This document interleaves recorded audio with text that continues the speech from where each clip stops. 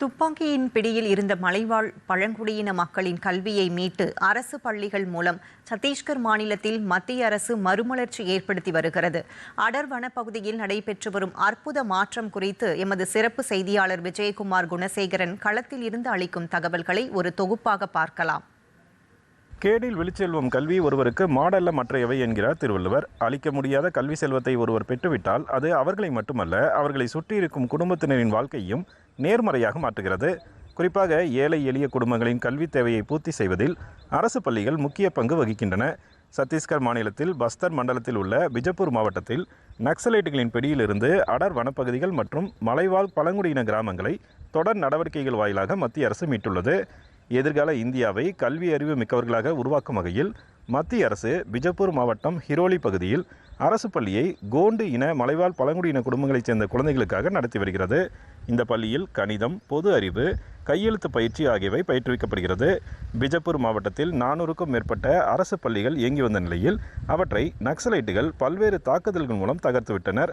இதனால் மலைவாழ் பழங்குடியின மக்களின் குழந்தைகள் அடிப்படை கல்வி கூட பயில முடியாமல் தவித்து வந்த நிலையில் துப்பாக்கியின் பிடியிலிருந்து கல்வியை மீட்டு மலைவாழ் பழங்குடியின குழந்தைகளின் கைகளில் மத்திய அரசு ஒப்படைத்துள்ளது. நக்சலைட்டுகளால் பாதிக்கப்பட்ட குடும்பங்களைச் சேர்ந்த குழந்தைகள் மற்றும் மனம் திருந்தி வாழும் நக்சலைட்டுகளின் குழந்தைகள் இந்த பள்ளியில் கல்வி பயின்று வருகின்றனர்.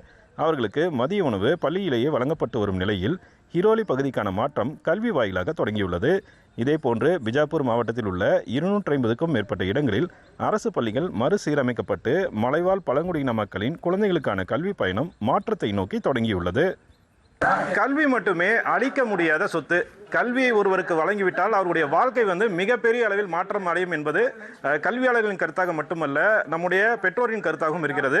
இப்போ நம்முடைய தமிழ்நாட்டில் நம்ம ஸ்கூல்லலாம் பார்த்தீங்கன்னா நிறைய பேர் ஸ்கூலுக்கு படிச்சுட்டு இருப்பாங்க. சத்துணவு இந்த மாதிரி விஷயங்கள் இருக்குது. குறிப்பாக இங்கே சத்தீஸ்கர் மாநிலத்தில் பிஜப்பூர் மாவட்டத்தில் பார்த்தீங்கன்னா இங்கே இருக்கிற பள்ளிகளில் பார்த்தீங்கன்னா ரொம்ப கம்மியான குழந்தைகள் தான் படிச்சுட்டு இருக்காங்க.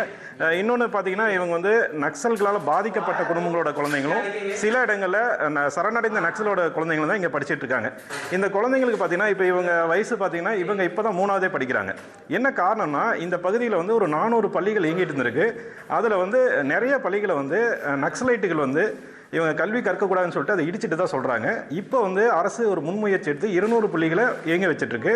அவங்களுக்கு இப்போ முக்கியமாக பார்த்திங்கன்னா இது போன்ற கணக்கு பாடங்களும் பொது அறிவும் அப்புறம் எழுதுறதுக்கும் ரொம்ப கற்றுக் கொடுத்துட்ருக்காங்க. இப்போ மத்திய அரசு எடுத்துள்ள இந்த கல்வி ஆயுதம் அப்படிங்கிற விஷயம் நக்சலைட்டின் கையில் இருந்த துப்பாக்கியை கீழே வைத்துவிட்டு இவர்கள் அனைவரும் பார்த்திங்கன்னா பேனாவை கையில் எடுத்திருக்காங்க. இது ஒரு மிகப்பெரிய சமூக மாற்றமாக பிஜப்பூர் மாவட்டத்தில் பஸ்தர் ஏரியாவில் ஒரு மிகப்பெரிய மாற்றத்தை கொண்டு வரும்னு எதிர்பார்க்கலாம்.